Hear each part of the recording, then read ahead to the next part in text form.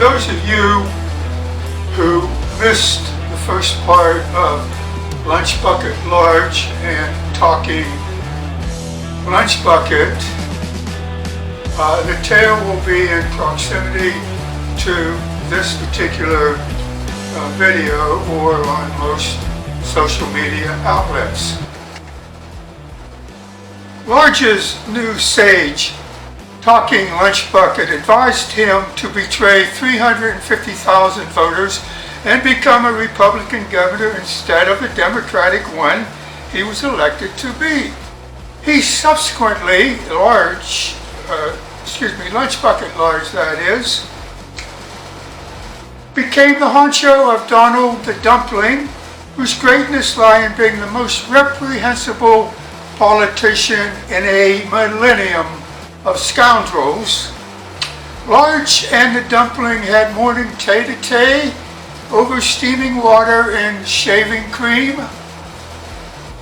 a phone stuck in their ears making heated woo-woo, woo-woo, woo-woo sounds to one another.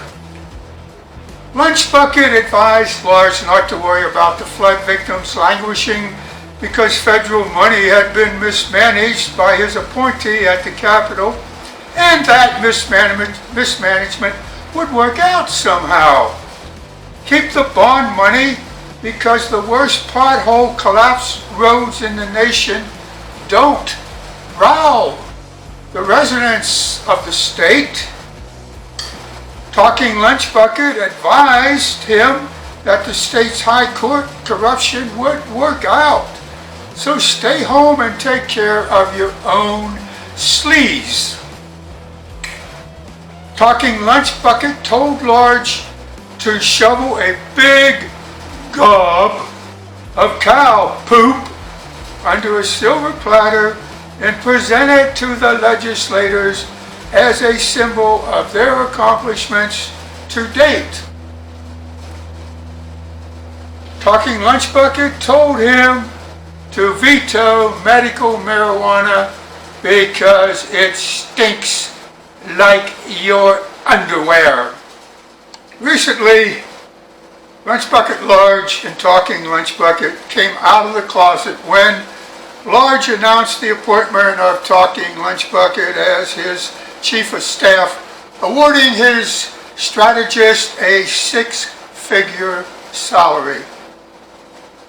Large and Talking Lunchbucket are currently taking refuge in a Greenbrier County cave pursued by federal agents with warrants, state police with orders to bring Large back to the Capitol to reside, and a pregnant bear waiting to winter in the cave. Large is screaming at Talking Lunchbucket to stop her incessant proclamations because her big mouth is exposing them to the pursuers. The exchange goes like this. Lunchbucket Large: stop blowing steam. We're not an Arapaho war party sending up smoke signals. Talking Lunchbucket: if I were an Arapaho munchy man, you'd be the first I would scalp. Ooh. Lunchbucket Large: stop singing that damn song. You are no John Denver, and I will toss you on the place you belong, the dump. Ooh. Talking Lunchbucket: think of it this way, Buster Butt. You are no Jerry Brown. I pronounce thee a damned again governor, soon to be dumped. Name calling went back and forth, here and there, up and there. Rust Bucket taunts, Dent Head Bucket taunts versus Fat Fart taunts. Until Lunchbucket proclaims, I'm through talking large. You are on your own. A capture of large takes place. The apprehenders wear white jackets and carry straitjackets, commenting to large, "You are one large batty blubber butt," talking to a lunch bucket. "Tish, tish, tish, bad boy, bad boy." The bear chews up talking lunch bucket and swallows him.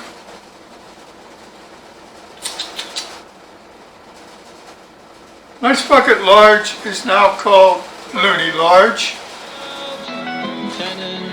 After being apprehended by men in white jackets, caught while begging his silent lunch bucket to "Get me out of this mess."